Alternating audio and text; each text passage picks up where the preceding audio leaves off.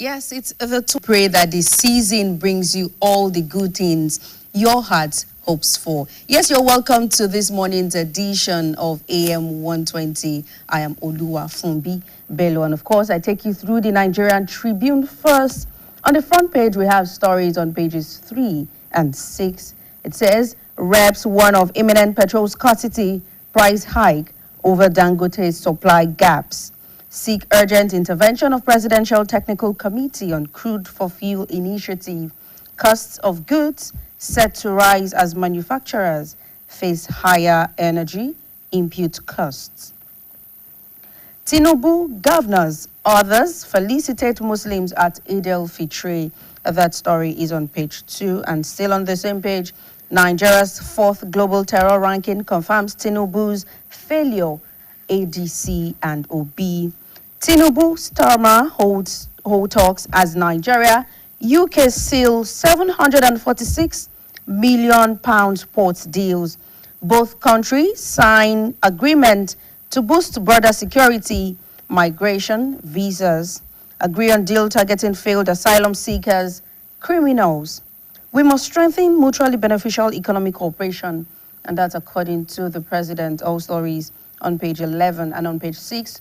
Dangote, NLNG, others account for 85% of LPG supply in February 2026. Barge operators lament over lack of berthing space at Apapa ports. And that story is on page 5. And still on the same page, Nigeria eyes 30 trillion naira windfall as oil prices surge over $115 per barrel. And lastly, on the front page of the Nigerian Tribune, as an health report, number of children you have may influence lifespan, according to a study, and that's on page 16. Moving on to stories on page 3. Borno attacks, Sultan raises concern over return to old days. NGF urges security agencies to apprehend perpetrators. DHQ clarifies CDS's remarks on terrorism in Borno and Yobe. That story is on page 3.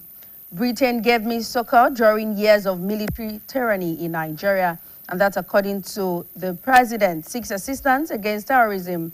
Our partnership is of equals, and that's according to King Charles III. We'll keep ensuring enabling environment in Abuja. Wike assures diplomatic communities. Number of children may influence lifespan. Studies suggest Ekiti secures UN habitats backing for sustainable urban development plan. And on page 5, Nigeria eyes 30 trillion naira windfall as oil prices surge above $115 per BBL. Nigeria breweries earn 2026 top employer certification in Nigeria.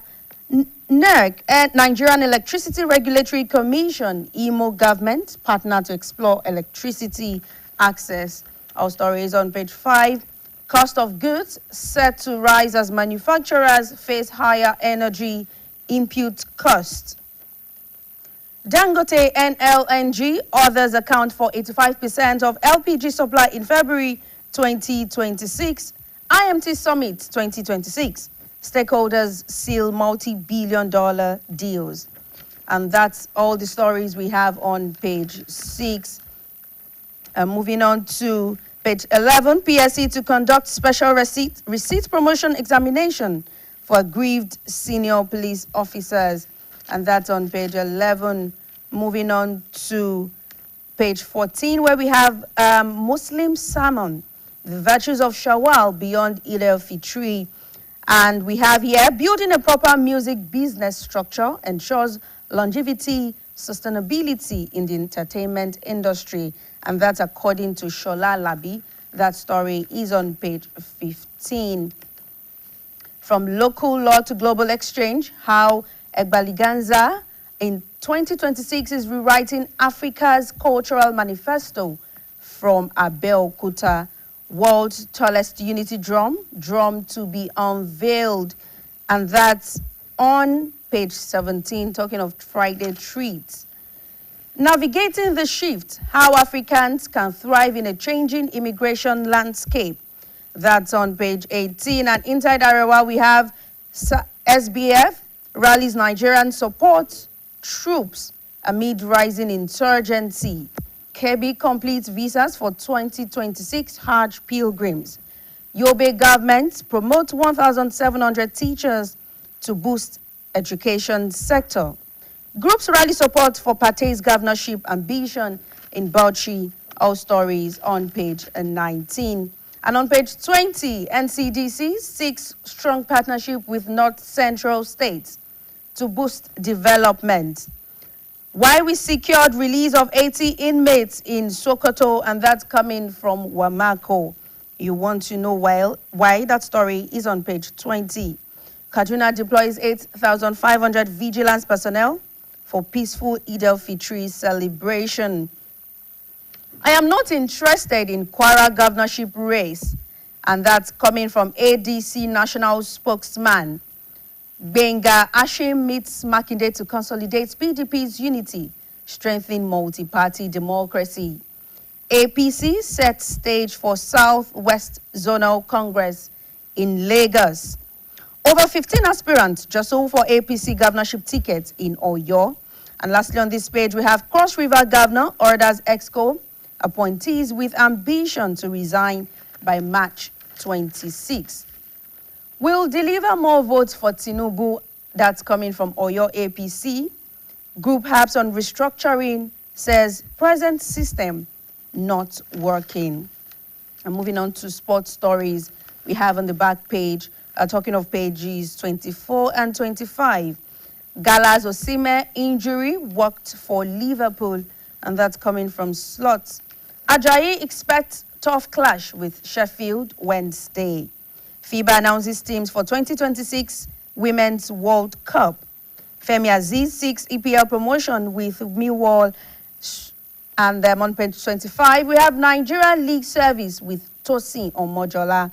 MPFL contenders war in Lafia. Survivals in Ikene. And lastly, we have Igali upbeat about Bayelsa United survival. And that's all we have on the Nigerian Tribune this morning. Victor, over to you. We've got the Vanguard with me this morning, and of course, pages are filled with stories. Headlines on the front page: Middle East war, fresh fears of higher petrol prices, crude hits $104 per barrel. You see more of that on page 5. We say that Iran threatens to destroy region's energy facilities if further attacked. U.S. may unsanction Iran oil already being shipped. Mo's deploying thousands of troops to Tehran in next phase of war. 12 Arab Islamic states call on Iran to stop strikes. Saudi Arabia threatens military action. EU leaders urge U.S.-Iran ceasefire talks amid escalation. And of course, we have on page 10 Lagos security agencies to partner to curb road carnage, substance abuse. Eid al-Fitr, Tinubu, Akpabio, governors, others felicitate Muslims on page 7. On page 14, transport moguls shift focus on vehicle assembling. And we have on page 9 from the CDS, insecurity, local cooperation critical to ending insurgency. On page 8, Tinubu Starmer signed £747 million deal to refurbish 2 major Nigerian ports. And Tinubu says, I found safety in UK during military era. Okay, this was coming from the ADC on page 8. APC government has failed. Nigeria now 4th global terror epicenter. On page 20, Middle East, Nigeria records highest full price hike globally, according to a report out there. All right, let's see what's inside the pages of the newspaper for this morning. On page 6 of the Vanguard newspaper, NDLEA in cannabis oil nabbed suspects in Kano. Plateau SCID boss Alassa dies. Alleged assault. Obaseki sues DSS AGF notice for 500 million naira. And terrorists kill 3 policemen. Vigilante leader in Taraba. Zuru hospital tragedy. Idris orders probe into mysterious death of 2 children. Residents protest Lagos demolition, alleged land grab plan. All right, moving on to what we have on page 8. How federal government can tackle insecurity that's coming from the PDP. Malami, I have no regrets over my actions as minister. CDS didn't accuse Borno Yobe residents of aiding terrorists. That's coming from the defense headquarters. On page 9, we have this one from the Kwankwasia movement, decrying conflicting court rulings. And we have Benga Hashim moves to Wu Makinde as PDP power blocks realign for 2027. On page 10, we have 2027 public survey tips Adeyanju for Ondo North senatorial race. Brazilian descendants in Lagos to host 6th Popo Aguda musical concert. And we have this one, maternal care key to child survivor in Nigeria. That's coming from Sarman. Okay, we have this one on page 11. How social media posts led to an untimely death. The family say all we want is justice, and police say will ensure justice is served. There's more to that story on page 11. Delta community backs oil company over Gragbane project. Onyema writes Obasanjo Jonathan ahead of declaration for 2027. World Kidney Day, Forum offers free AV fistula surgeries in Delta. A tax reform, Delta to repeal IRS law, enacts harmonized levies. Anioma State will correct Igbo imbalance. That's all on page 12. On page 13, pranking on data privacy. Facebook, TikTok, X face another ban in Nigeria. Okay, flipping on to what we have in transport. On page 14, transport moguls shift focus to vehicle assembling amid declining passenger turnout. Okay, that's an interesting one. The bunch grabbing the first unit of a certain vehicle, the SUV, in Africa. Okay, flipping on to what we have. Boston, the batified bull. On page 16, on page 17, Washington's three blind mice see how they destroy the world. And on page 18, Maiduguri, return of suicide bomb. On page 20, Middle East, Nigeria records highest fuel price hike globally, according to a report. Cocoa farmers' raw price decline move to address pricing models. And NSI signs $500 million deal for dairy projects in Nigeria. Okay. Eid al-Fitr on page 21, completing Ramadan with charity, gratitude, and compassion. If Ramadan trained the soul, Eid tests its outcome. Saudi Arabia to host Arab and Islamic foreign ministers for talks. And on page 22, ADC's problem is ADC, not APC. 2027, Uduagan mobilizes support for APC. And we flip on to what we have on page 25, where Nigeria signs UK deal to receive deported failed asylum seekers and criminals. And Tinubu departs London after a historic state visit. Okay, we have more right here. On page 29, Soludo sacks political appointees, PS take over. 2027, National Assembly not giving Nigerians hope of free polls. That's coming from the Southeast Confab. All right, we'll go on for a commercial break, and when we return, it will be sports stories right in front of us. Breaking news. The home is under attack, but not for long, because Hypo is here. Dirty floors and surfaces. Not on our watch. Every day with Hypo. Stains the door shakara. We got the remedy, original plaza. Hypo, go Hypo. Germs always find a way back. No green. Protect every day with Hypo. Hypo, go Hypo.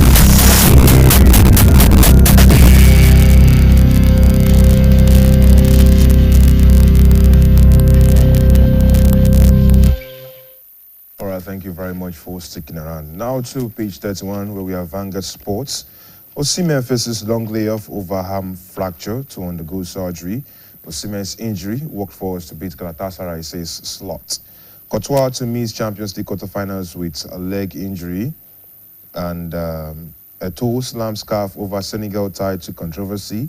2025 AFCON, Algeria set to drag appeals committee to CAF Exco General Assembly. Ex-Kenya FA boss Namska Force action against Senegal. Oil prices as Okia Iliam vows to revive Imo basketball. Cricket, we have the 5th Nigeria Invitational WT20 tournament bowling off today. And yes, those are the stories that we have, including a run of today's matches in the Premier League, La Liga, Bundesliga, Serie A, and the Ligue 1, as well as results from yesterday's MPFL encounter between Niger Tornadoes, which they won against Rivers United, and of course the Europa League. That's as much as we can take right here this morning on the newspaper review. We're going to short break now, return with the weather reports.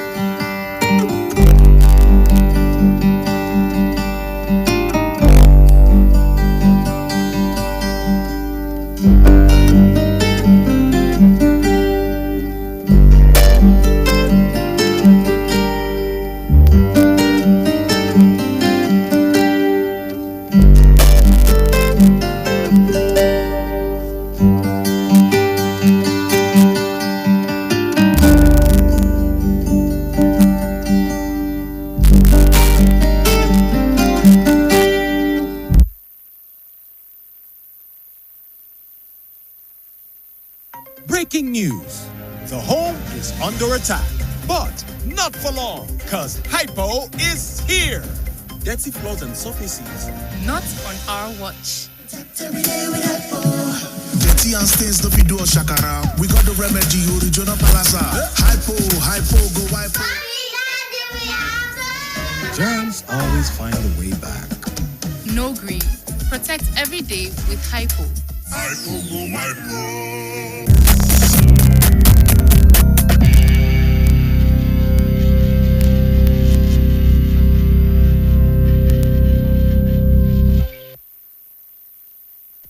Thank you very much for staying with us. Yes, it's still AM120. And this morning, we will be talking about the plight of 3.7 million Nigerians in IDP camps across the nation. As of March 2026, over 3.7 million Nigerians are internally displaced, living across roughly 3,900 camps and host communities. This humanitarian crisis is primarily driven by violent conflict in the northeast and northwest, banditry and severe climate-related events such as flooding. The displaced population is higher than the total population of countries like Uruguay, Qatar, and Botswana. Looking at this issue we are currently facing in Nigeria, we have the branch secretary, Nigerian Red Cross Society, Oyo State Chapter, Mr. Olaleye Ojo. Good morning, Mr. Ojo. Good morning. It's good to have you, yes. Thank you very much. Going straight into the plight of over 3 million Nigerians we have in IDP camps. We also know that Red Cross is often on the front line, of most of these humanitarian crises. So before we delve into the issue exactly and how we've been able to help people in those IDP camps, what exactly is your assessment, your personal overview of the current issue of IDPs in Nigeria? Well, thank you very much. It's very saddening to say that a very big chunk of Nigerian population of over 2 million population, and we're having 3.7 million as an IDP, which is giving a signal to say that something is strong somewhere. And like you just read, the IDPs are not set of people that are willing to be IDPs, but circumstances, situations warrant them to be. Currently in our country, we understand that there is security issues, which is making some people to leave their home to look for a better place, a secure centers. There are issues of climate change that we are facing, which is making some habitable environment before become inhabitable, and people need to look for a way to where they need to stay, where they need to have a safety. And the issue that we've been having when it comes to security, insurgencies, elders, farmers clash, has made this number of people that are homeless, that need to be in a particular place, making some together to have, for us to have these 3.7 million Nigerian citizens being an IDP. And especially, majorly, they are found in the northeast, the north central, and already facing it, and then the northwest. Well, when you say that now, I'm curious now, so that people will understand better, because we're talking about the plight of these individuals in these areas. What does daily living look like for them? How does it look like a daily, from day to day? How do they move? How do they eat? What happens to them in this camp? Well, frankly speaking, their daily life have been worrisome, have been a problem for the individual. And that's why when we visit IDP camps, sometimes it's not only the fact that they don't have where to stay that is their problem. Sometimes psychologically they are down, economically they are not there, they don't have shelter. They only provide them, let us say, for this group of people that move from Yola, Adamawa to somewhere that is a bit safe in Akwa Ibom or in Benue, they are not used to that environment. they don't have means of livelihood any longer, no source of income. They are just in a camp. Someone is just telling them, this morning you need to wake up. Some people need to, we need to bring in something. The type of food that they are getting is not the type of food that naturally will be the type of food you want to eat yourself, or you want to decide what you want to do. It's more or less like what is available now is what you need to take, is what you need to do. So livelihood for the IDPs, the set of people that we're talking about, has never been what they wish, but it is the situation they find themselves that they need to just adapt to ensure that they keep on having their lives. Let's look at a not practical, but let's all understand it now. From your field experience, let's have an idea of what an IDP camp looks like.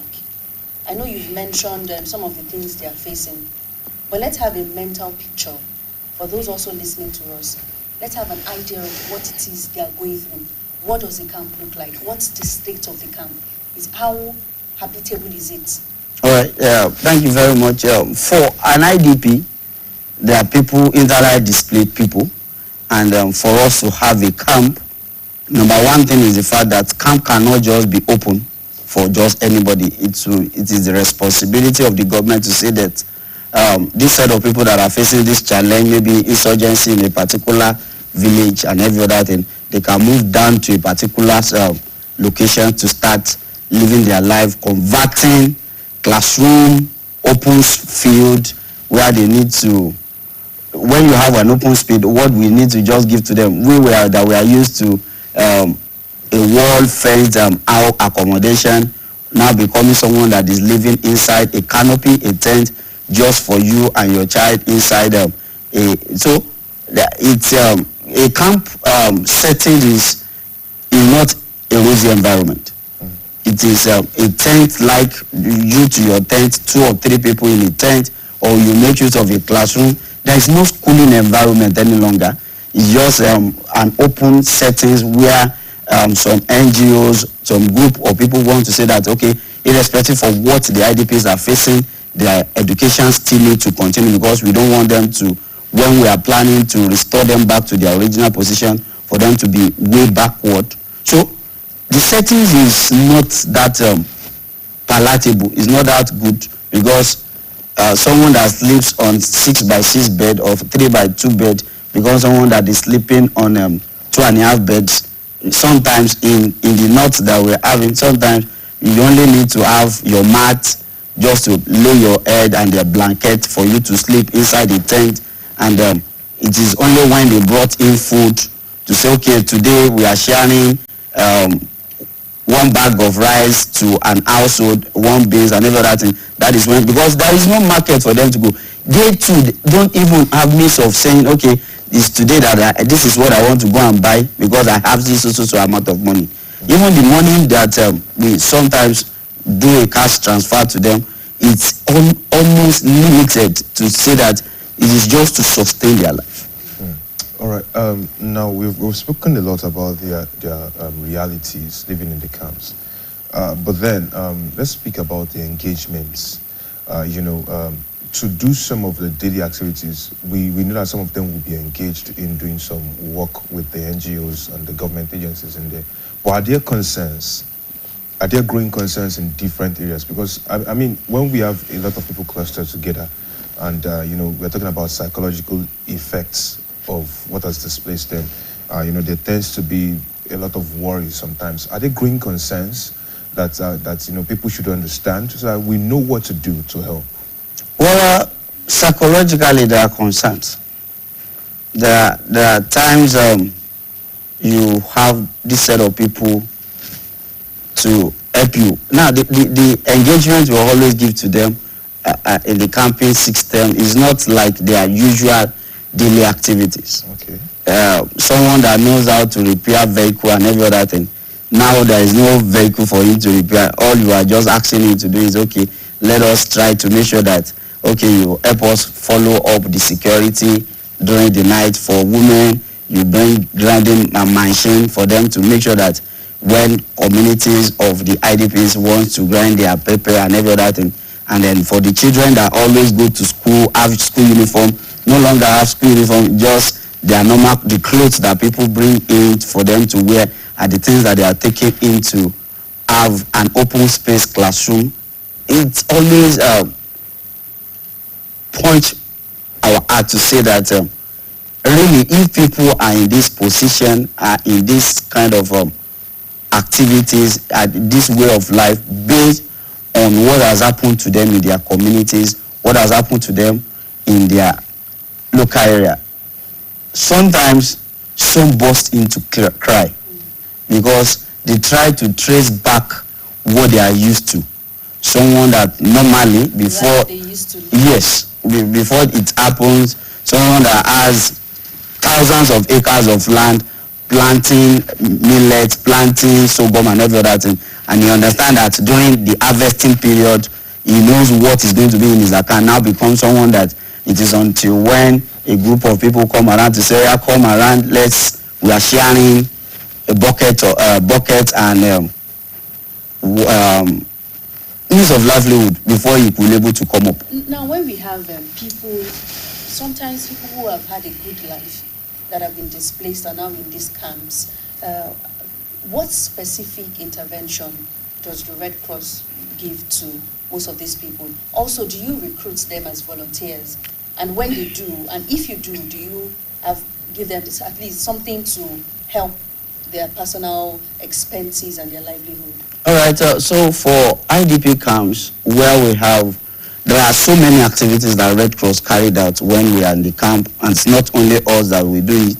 Like I said, IDP camp cannot be declared by just an individual. It's a government responsibility because government have to provide security for the camp, ensure that the security, ensure that some amenities are also provided in the camp, while some other state actors, NGOs like Red Cross also come in with some other activities. So for Red Cross, we look into providing for their basic needs when it first starts, or later we understand the terrain, the understanding of the community, and also ensuring that we do what we call psychosocial support.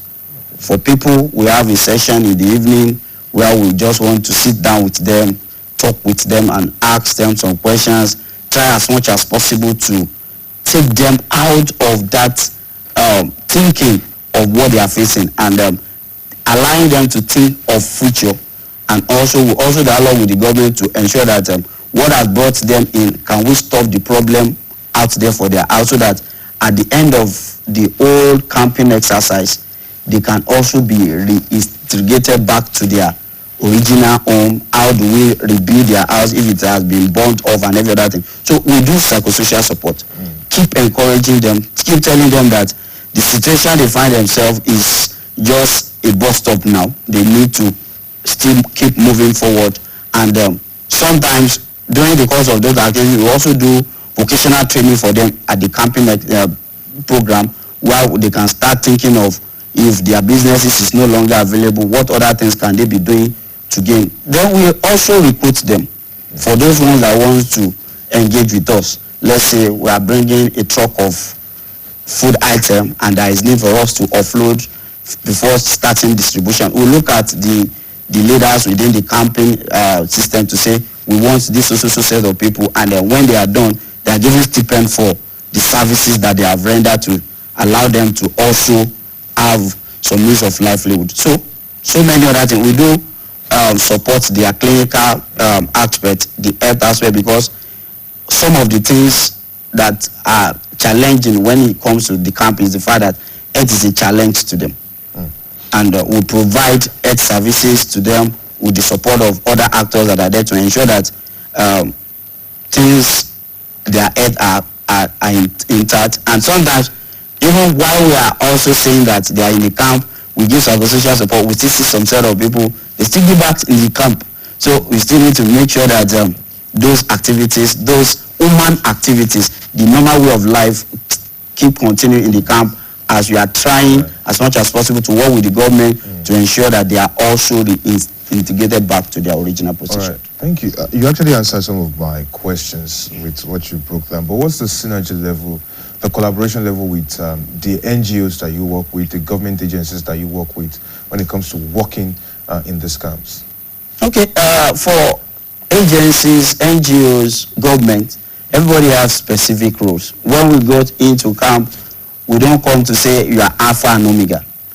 There are specifications, there are specialties that people are into, even though Red Cross have all involvement in every of it. And when we see specialized set of people that we have trusted, we understand what they have been doing, we allow them to take charge of some certain area. Like Red Cross cannot be a security person. It's the government that is going to provide soldiers, police, civil defense to ensure law and order within the camping system. They also make use of local security network from within the camp members, because you cannot secure someone if they are not secure themselves properly. So the synergy we have is that there is a coordination system that will make use of when we get to the IDP camp, where over times, every evening, every week, every month, there are certain meetings for us to sit down, discuss what is the situation on ground, how many IDPs do we have in this camp, what are their concerns, how many female, how many male, how many children, what are the next thing that they need to do, or what are the next thing that they are going to be needing within the camp. So there is always a coordination meeting within the camp. All right, we'll be right back, and when we come back, we'll talk about the conditions of these camps. Please stay with us. No pull your gaze, make me talk. Time don't reach to rearrange the sound to give in a small wisdom. Sounds might be fresh now, but in a home, I beg no be so. Before I go talk, say I was smell no weak. Make that think I'm twice so. Ever have a cold game, number one or okay around in the world. Colgate makes antibiotics 24 hours quality defense. With calcium, lightens now. Mom is a comfort. No more for my cover mouth. Please forget that food we have that we just found. 24 hours monitoring cavity protection.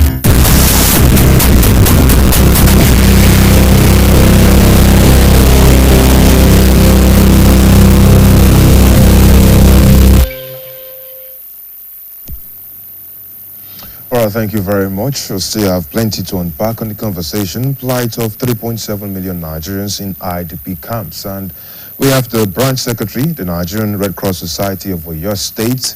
That's talking about trainer Olaleye Ojo right with us in the studio.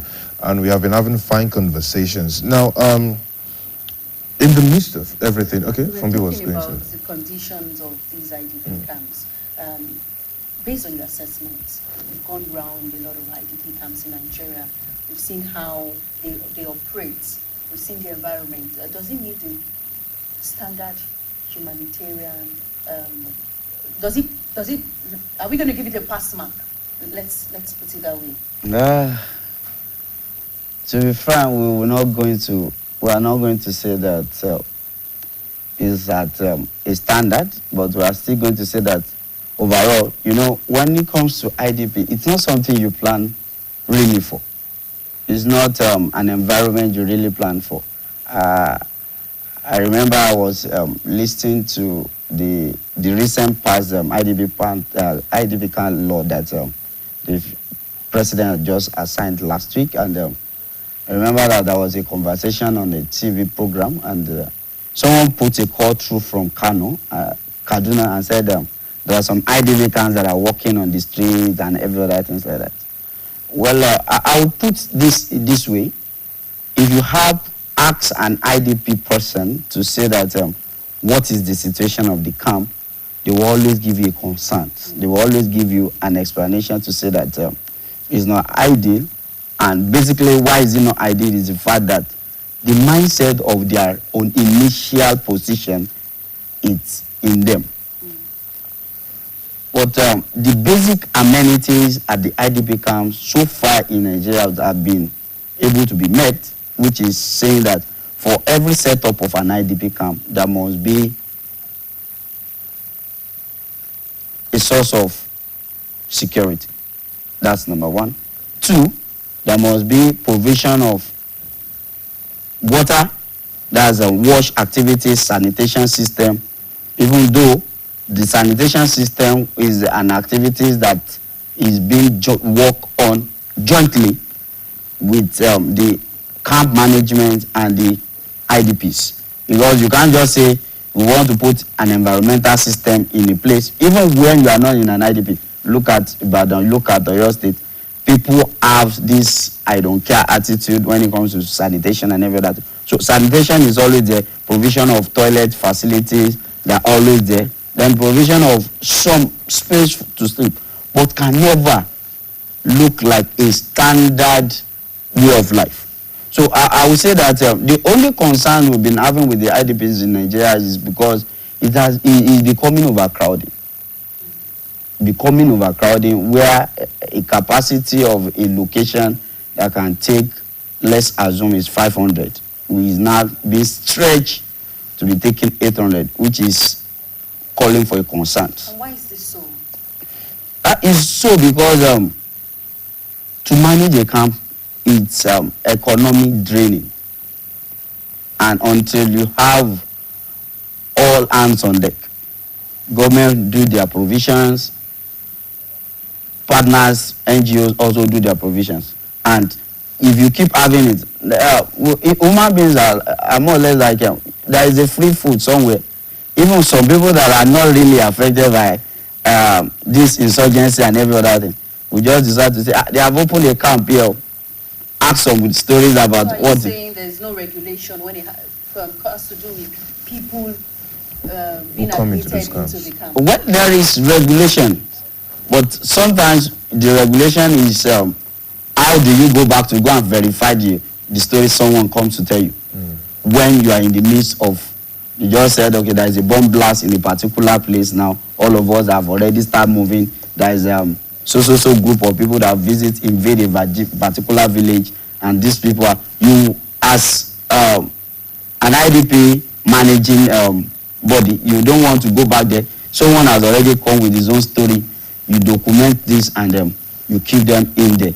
Sometimes there is nobody to verify. We know him, he lives in this community with us. We know that in this community, because sometimes we have human beings are a bit cunning sometimes when you have it. But the major thing is the basic amenities are provided in our camp, and we have overstretched camp IDP camps based on the populations that are coming. Now, when you say overstretched camp, we will think, just as you and said earlier, a camp that's supposed to take 500 people is maybe now taking double, and then nothing has been done to the initial 500. They've not been integrated back to their original community. Now, does it mean government is not taking cognizance of this in terms of finding a lasting solution to the challenges in some communities to integrate the people back into their communities?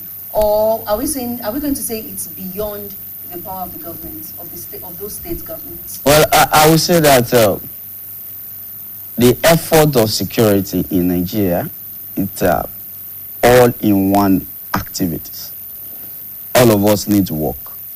As much as government is putting efforts to get military people, they can't keep military people in one house or the other. So I will categorically say that government are working, and they are trying many as possible to ensure that the security issues that we are having, because until our security challenge are being checked, people that have experienced, or a wife that sees them going down his husband, asking that particular person to go back to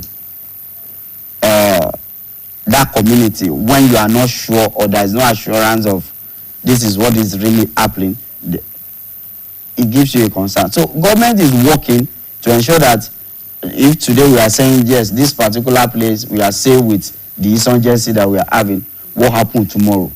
What happened next tomorrow? So the root cause of what makes people to be an IDP is still something that is worrisome in Nigeria, and we are calling on the government again to adding more to their effort. The effort that we have been having have been yielding to ensure that we are bringing people back to, returning them back. But it all starts in the Northeast. is spreading to the northwest, is spreading to the north central. So we need to really look at the security situation within the country to ensure that, and it is not one person's activities. It is not just going to be left, we don't need to just leave it to the hand of government alone. We ourselves, citizens, we also need to take responsibility in terms of our security to ensure that, yes, our area are safe. As government is putting this aspect in security aspect, we also commensurate, complement what government are saying, are doing. All right, so I'm going to ask, how do you think aid distribution, the distribution of aids to these camps can be made better from your experience, from what you have seen? Well, from my experience, when it comes to bringing aids to camp, number one thing, like I said, we do coordination meeting. And partners, NGOs that want to bring in activity, aids, understand the process. Okay, this is what you need to do when you are bringing in this activity, this thing. You let the management understand, knows what you want to bring in, and they will be the one to say, okay, let's bring it down. Now, the concerns most of the time is the aids that are being brought in, how much, how many do we have? If there is a little aid, there are sharing formula, there are group of people that those aids are targeting. So, so far in the campaign, IDP camps, the aids are being shared based on the availability of the aids and the how would I put it, the needed IDPs that need those activities. Not just as they bring in aid, we are 12 in our household, you must give 12 of us. No. There are rationing system, there are ratio that you do. If you give you 1 bag of rice, if you are a family of 3, you take 1 bag of rice. If you are a family of 7, you take 2 bags of rice. So it doesn't say that for every family, let's give them two bags. No. We do the calculation because for every IDP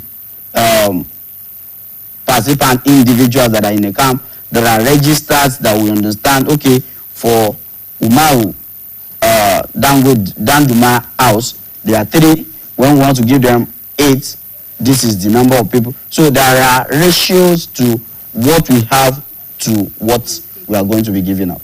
I want us to go back to the living conditions on these camps, and we realize that when we have too many people are outstretched more than they should be staying in a particular place, the living condition is not really healthy.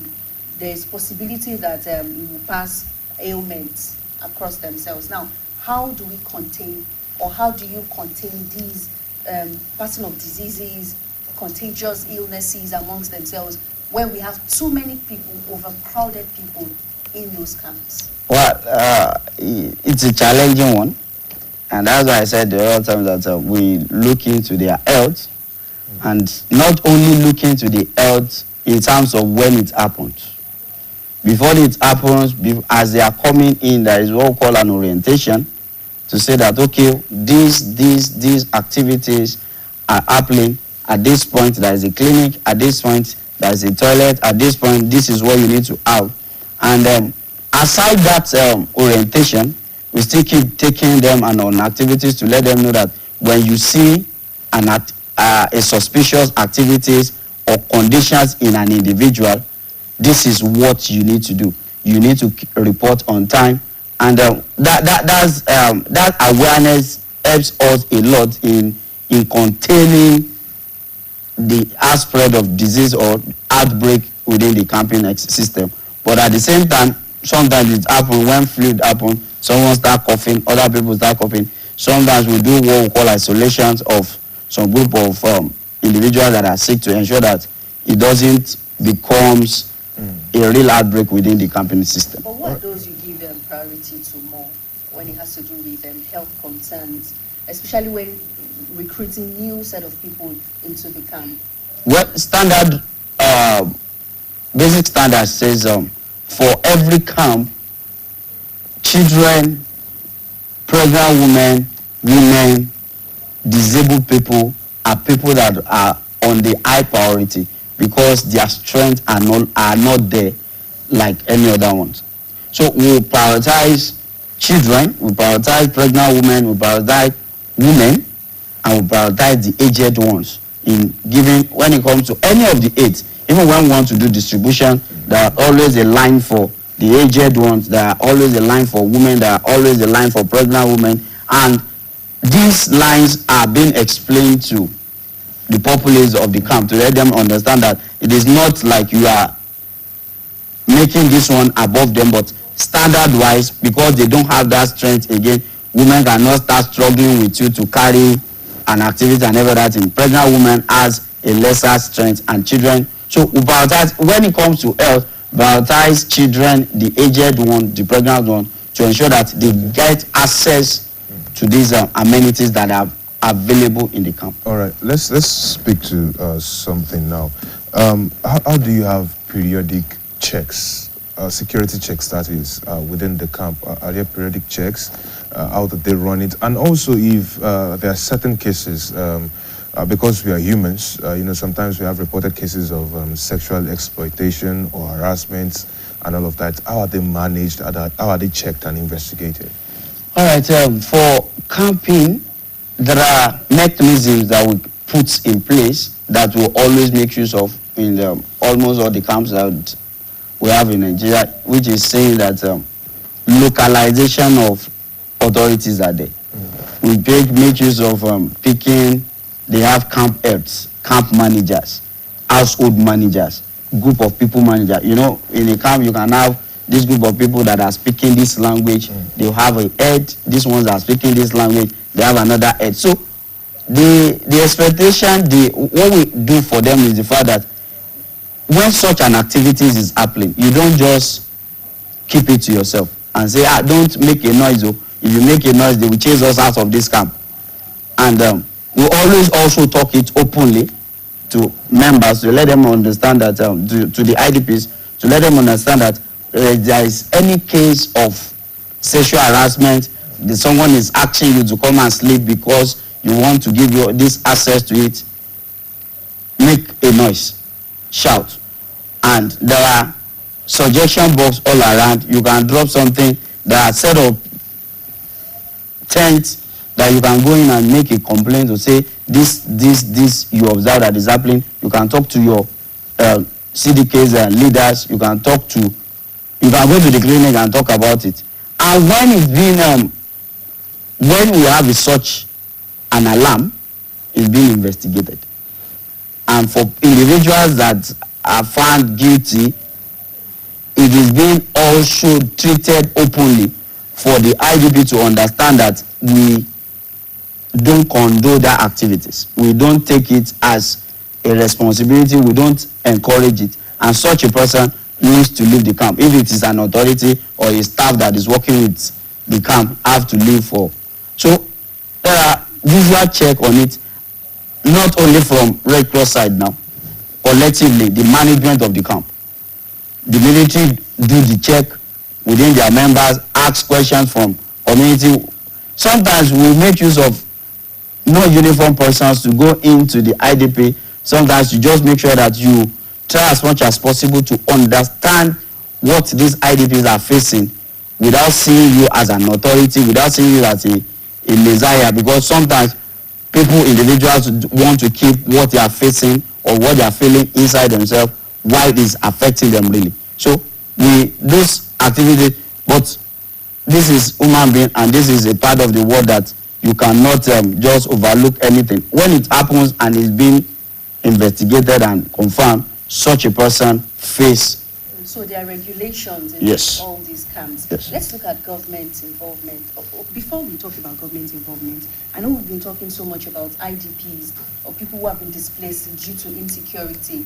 Let's look at flood now, those who have been displaced via flood. But before we talk about that, we have a commercial break. We'll be right back.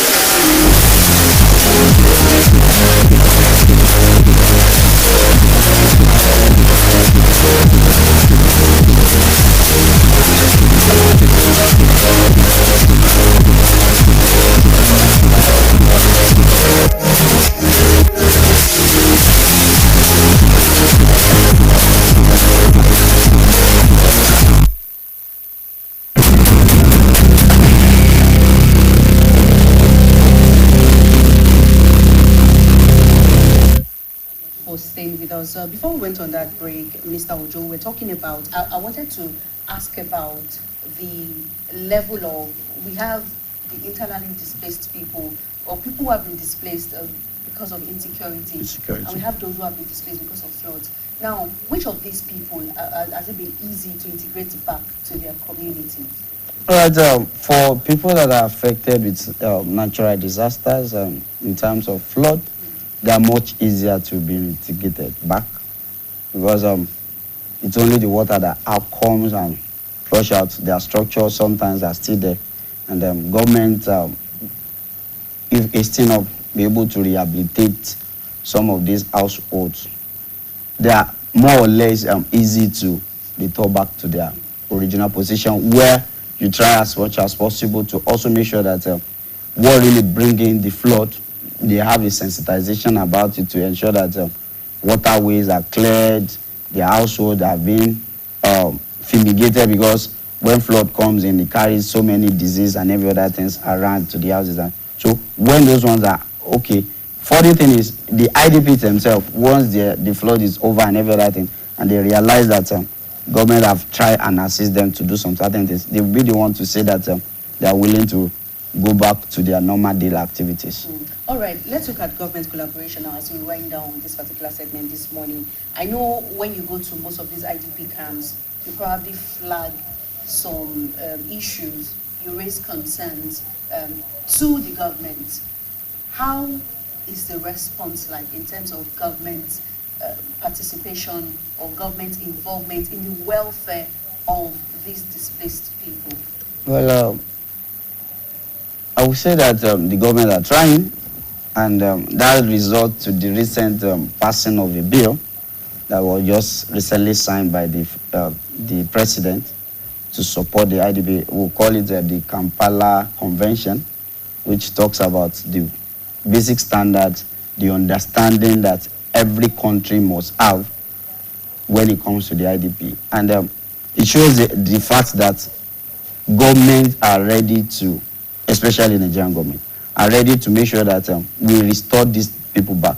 When we have this issue, when we identify certain things within the camp and we want them to work on it, the response we've been having are very, very fast. Okay. It's just that the fact that, you know, when you have an IDP, it's not something you plan for. Like what happened in Makwa, Niger.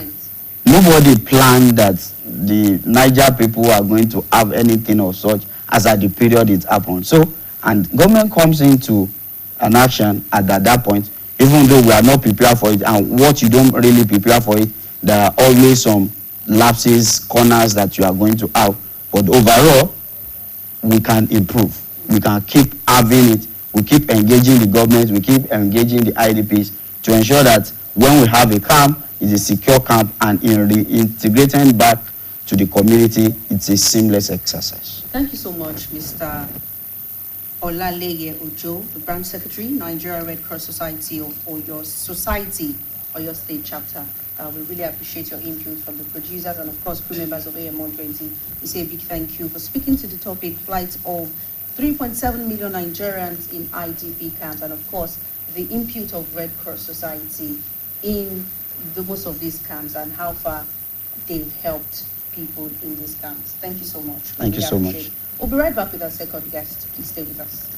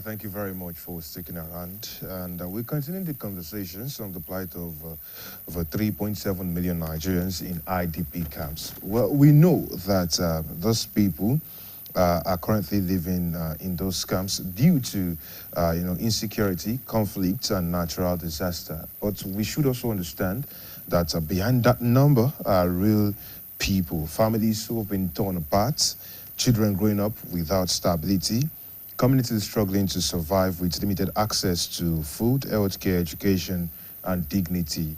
And of course, we are asking plenty of questions on the program this morning. And so we have a policy analyst right here with us at this point in time to also help us understand what we should understand as Nigerians concerning these individuals who have been internally displaced. And yes, we have Comrade Rotimi Agboluaje with us this morning. You're welcome. Good morning. Now, when we talk about IDP camps in Nigeria, a lot of things comes to mind. But I would like to know from your own experience, from what you've seen, what is the picture that gets painted in your head? Well, thank you very much. Fumbi, good morning. Good morning. Viewer at home, good morning. Yes, when you talk about IDP camp, what comes to mind is trauma. Somebody leaving his original house, original abode, and living somewhere else. Then you can just imagine. For instance, somebody, you've been staying in a house probably for like 10 years, and somebody just asks you to leave that place, and you are not just living on your own volition. You are living that, and the place you are living for, the condition there is pathetic. Then, if by the time you picture that picture in your mind, you realize that this is very, this is very traumatic. And it's a sign of failure from the government. It's a sign of failure from the government. Let's just put it that way. All right. So when you talk about that, a lot of people would also ask further questions about what the government has been doing as a matter of policy to ensure that things get right. So, what have you seen so far that would make you feel okay? We're doing good on this front. We know that it's not something I want to occur, but it looks like we're doing well on this front, or we should be doing better on this front as a matter of policies. For IDP, yes, people in the IDP camp. Yeah. Well, to start with, even the emergence of IDP camp is a sign of government failure. Because ordinarily, if you look at why people are in the IDP camp, first, probably because of insecurity, Boko Haram, insurgents, banditry, clashes, and there. No government has responsibility, have an issue to ensure that those things will not happen. If it happened, government will have lived in a box. For instance, we're talking about Boko Haram. Boko Haram started no fewer than 15 years ago. And since that time, government has not been able to have solution to it. Then it's a sign that government has failed. If government has failed, have been an issue, then you don't expect much from government. But then the policy, let's go. The government has brought out some policy. You could recall that the Ministry of Humanitarian Affairs was created. What happened in that ministry? Looting galore. And for some time now, not much have been heard about that, about the agencies and that ministry that the federal government has created. Then if the government fail on its part, then you don't expect much from the agency the government has created. And from the policy the government is bringing out to ensure that those people are kept safe. But mind you, IDP camp is supposed to be temporary. IDP camp are supposed to be temporary, but some people have been there. I read a report that people have been there for over 10 years. So why do you think this has been so? First, is a sign of government failure. Is a sign of the kind of the way the government of the country had the welfare, all the welfare of Nigerians with levity. That's why this thing has prolonged for a very long time. Mind you, even IDP camps are multiplying every day. I read a report that you'll be surprised that IDP camps are in Lagos. I don't know whether you heard about it. I read a report that said within Ibeju-Lekki axis. When you talk about Lekki, that is a kind of rural communities. We have IDP camps there. The IDP camps are multiplying on a daily basis because of government failure, because of insecurity, because of inability of government to address the basic cause or basic root of insecurity in the country. When we talk about these IDP camps, and some of them, of course, are not linked to insecurity, but natural. Yes, some of them, but most of them are as a result of insecurity. Let's look at government participation now. You keep talking about government failure. What exactly do you mean by government failure? And how else do you think government, should have come in to help most of these people, apart from talking of the IDP camps? Okay, from the beginning, the government ought to have prevented those occurrences from happening. For instance, insecurity, natural disaster. If government could not prevent natural disaster, the government ought to have made provision for that, because there are certain things you can't prevent. And you need to have what is called contingency plan. That is, in case this thing happen, then what do we do? And if a natural disaster happen, what does a government do? Government ought to ensure that these people are relocated temporarily, and within a week, they are returned to their base. For instance, when we have flooding, sometimes, although flooding could be predicted, but when you have flooding, probably a week or 2 weeks after this people be relocated, the health will have returned to their base. But has government done that? Has that been done? That is on natural disaster. On insecurity, even those people, where do they return to? Somebody left his own place because of insecurity, because of clashes and the rest. And government think that, well, within few months, this people will have been returned. But even the place they are supposed to return to, the place is not secured. Then government has not done enough to ensure that these people are returned to their bases. So you are saying that you are certain right here this morning that the government has not worked on the root causes of these people being displaced. Yes, government has not addressed the root causes. Are you also saying that we have not managed the consequences of those issues? Yes, both the root causes and consequences, we not manage them very well, because the consequences are spreading. I mean, the consequence of the people being displaced, and they are for years, they are spreading. They are even causing insecurity for the country. For instance, there was a time I read a report that in Area 1 in Abuja, the people in the IDP, most of them have become armed robbers. They are even terrorizing the community. They will kidnap, they will steal people's property, and they will run to the IDP camp. I even read another report that said even the security agents could not do anything about it. When we have people who have been camped in a particular location, yes, who are most likely idle, yes, and children, who most have of them lost their jobs, who do not have a steady source of income, how do you think they will survive? These people, yes. Number one, let's talk about their survival now. Okay. Because sometimes we say the government is doing this for them, the government is providing these and all aids for them, and some aid. it might not be sufficient for them. We have personal needs, and it might not come at the time that it's needed. Now, how do you think these people, or what do you think can be done to help them survive in terms of survival?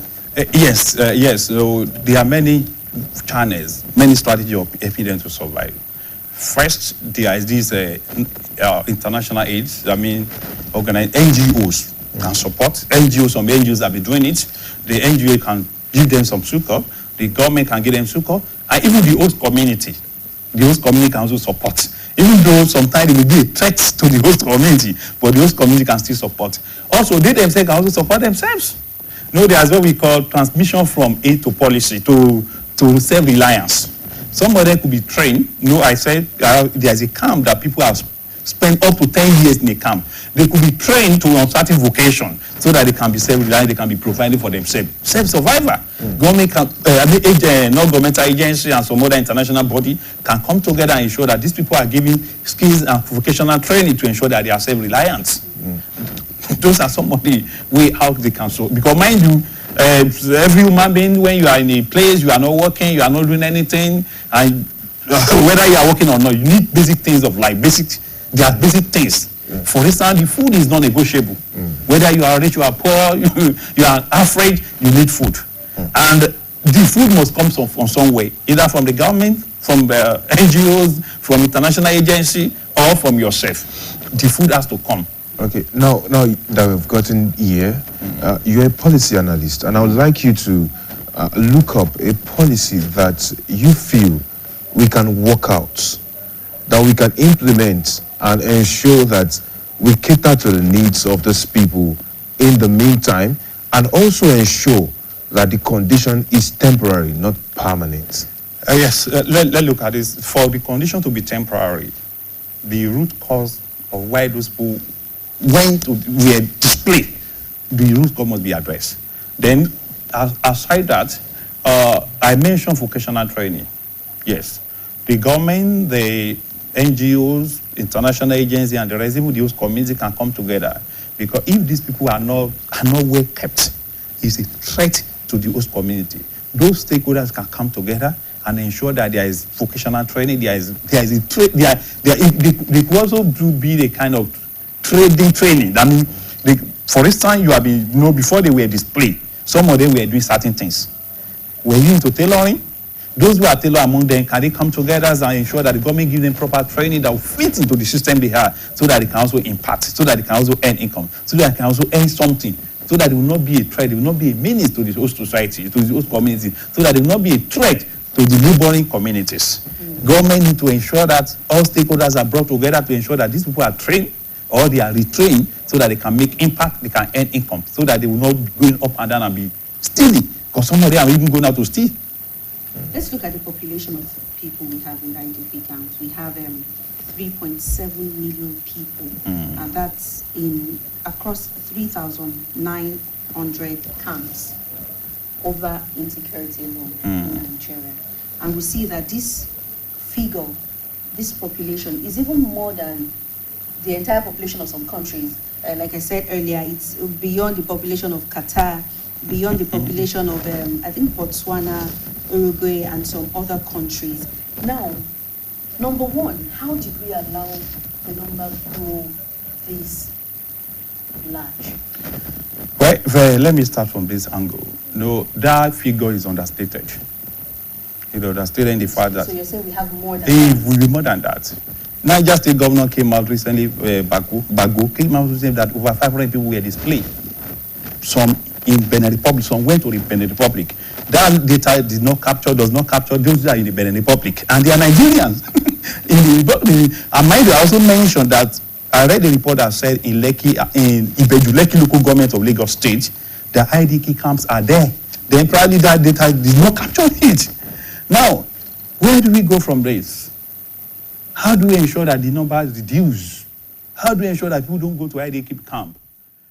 The government must ensure that the country is safe, all states of the federation are safe, and ensure that those who have been there, they need to have a plan of relocation, plan of reintegration to the society, and not just reintegration. As they are coming back, they need to be empowered. Because if you are bringing people back to the society and that person is not empowered, that person does not possess the right skill, what will happen? The person will be stealing. There is instead the person is a cleric.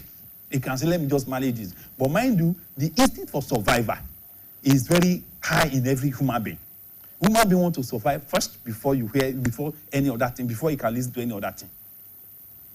The government must ensure that these people that are being relocated, that these people, they are relocated to the society, and they must be given certain skills to survive.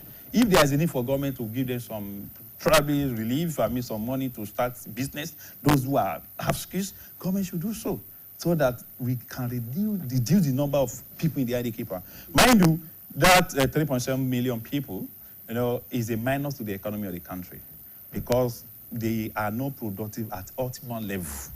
Yes, although some of them are children. Even the children, they are being deprived of their education because they don't have solid education in the IDP camp. Even schools are being converted to IDP camp. And what does this, and let's look at the aspect of education.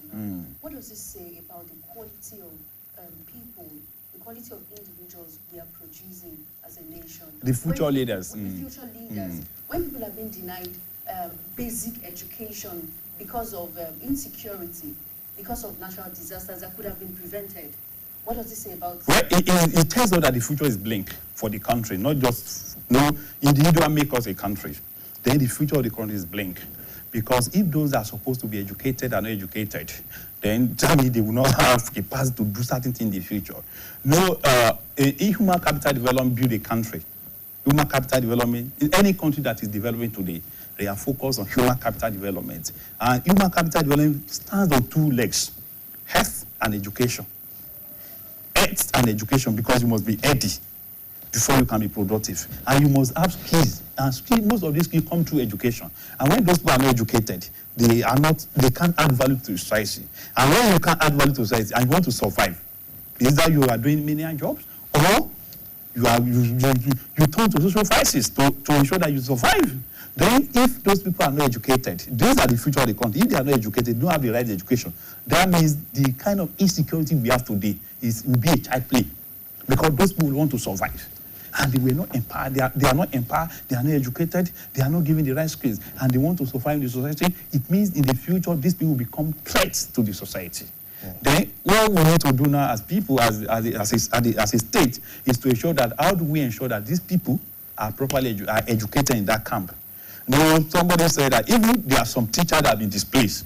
Yes, those who are displaced, teachers among them. Can the teachers among them arrange some kind of tutorial classes for them within the IDP camp? Although IDP camp is supposed to be temporary, but people have spent like 10 years there.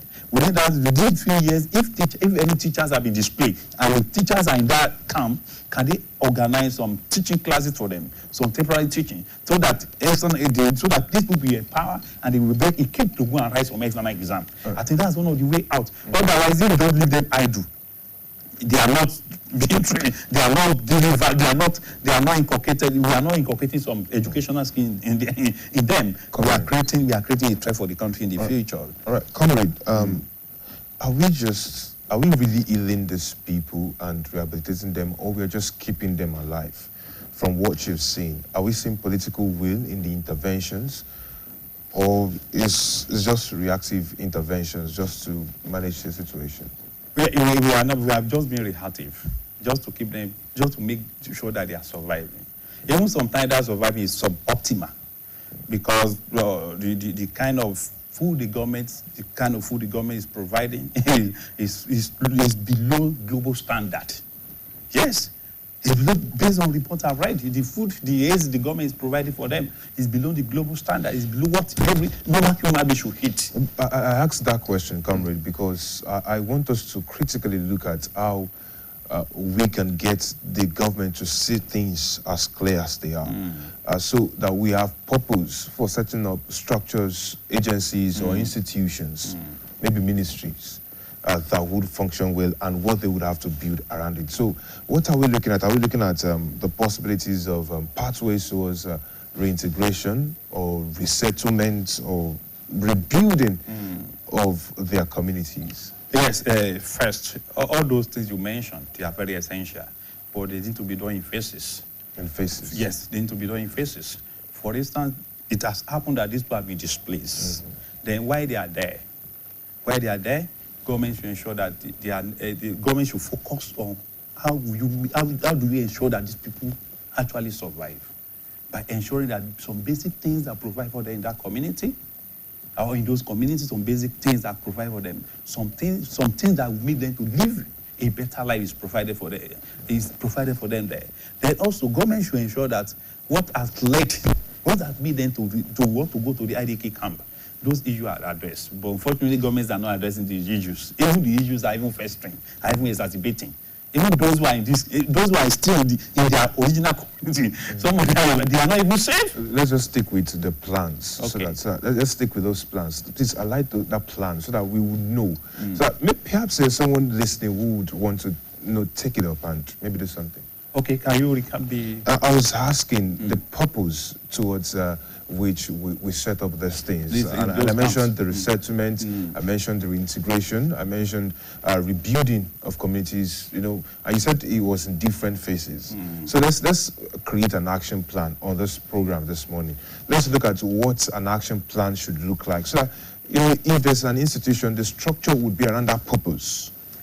Yes, let's look at it from this angle. A ministry was once created, Ministry of Humanitarian and Disaster Management. Yes, I don't know whether the ministry still exists, but a ministry was created. Then the government should know that ministry, we have some agency underneath. Even if it doesn't have some agency, there will be some department within the ministry. Then the Ministry of Settlement, that ministry should ensure that the budget allocated to it is used for that purpose. That these people, as they are there, how do we ensure that